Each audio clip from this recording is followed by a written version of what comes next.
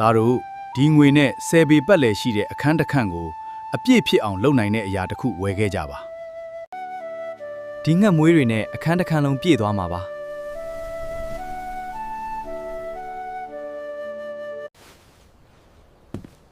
ဒီဝါကွမ်းတွေနဲ့အခန်းကိုပြည့်အောင်လုပ်ကြည့်မယ်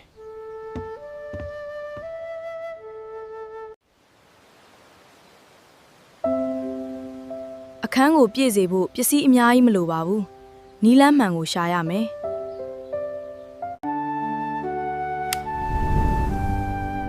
အလင်းရောင်တစ်ခုနဲ့ပဲအခန်းတစ်ခန်းလုံးပြည့်သွားနိုင်ပါလားဝေါ